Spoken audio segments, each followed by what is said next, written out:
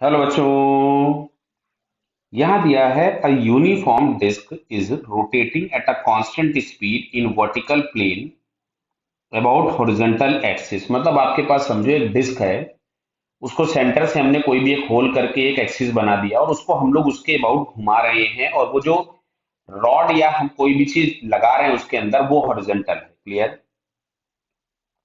A piece of disc from its rim is detached itself from the disk at the instant when it is on the same horizontal with the center of the disk and moving upward, then about the fixed axis the angular speed। तो देखो समझो बात को, जैसे यहाँ पे मैं एक छोटा सा डायग्राम आपके लिए बना देता हूं डिस्क का।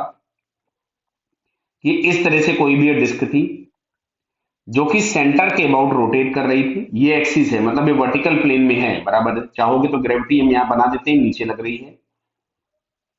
और मान लिया ये क्लॉकवाइज घूम रही थी ऐसे, और यहां कहीं से अगर कोई भी एक पीस डिस्क का एक छोटा सा पार्ट अगर डी अटैच्ड होता है तो इसकी इनिशियल वेलोसिटी होगी ऊपर। क्लियर? तो अगर हम पहले एंगुलर मोमेंटम लिखते हैं इसका तो ये मिलता आई ओमेगा।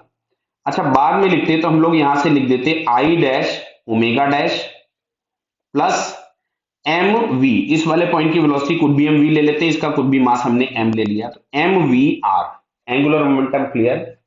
तो अब अच्छा ध्यान से सुनना, ये जो हम लोगों के पास आई डिस्क था, इसको हम लोग लिख सकते थे रिमेनिंग डिस्क का मोमेंट ऑफ इनर्शिया, प्लस हम इसको लिख सकते थे एम आर स्क्वायर, क्योंकि ये पार्टिकल जो था ये इसमें से अलग हो गया था, तो नया moment of inertia I dash जो हम लोगों के पास आता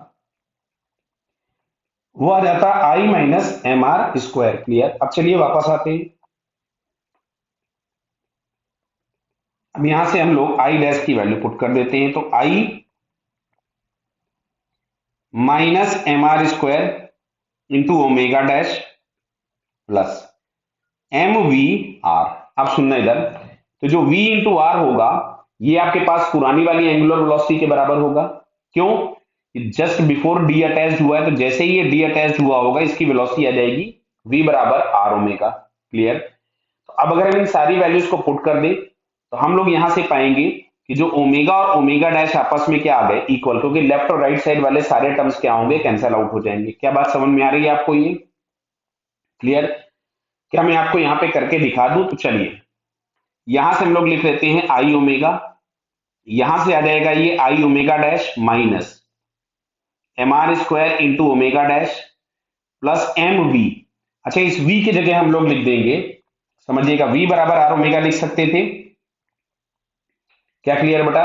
तो जो नई वाली वेलोसिटी हम लोगों के पास आई थी, नया वाला जो ओमेगा था आर डैश, ये लिख दिया। तो क्या दिख रहा है यहां से, ये M R square omega dash था और ये वाला भी M R square omega dash में लिख दे रहा हूं। देखिए I omega dash minus M R square omega dash plus M R square omega dash. Clear है? ये आ गया आई इंटू ओमेगा। तो दिख रहा है दोनों टर्म्स कैंसिल हो गए, आई से आई कैंसिल हो जाएगा, तो omega dash is equal to omega, मतलब डिस्क की वेलोसिटी में कोई चेंज नहीं होगा, it remains unchanged.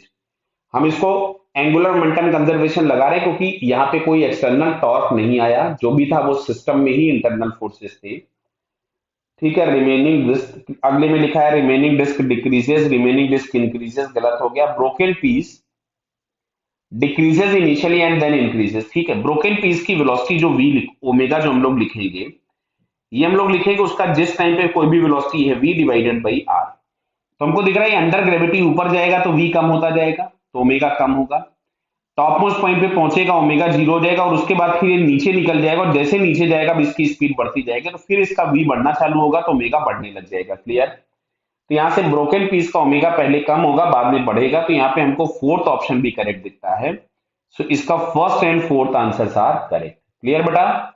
Okay, all the best.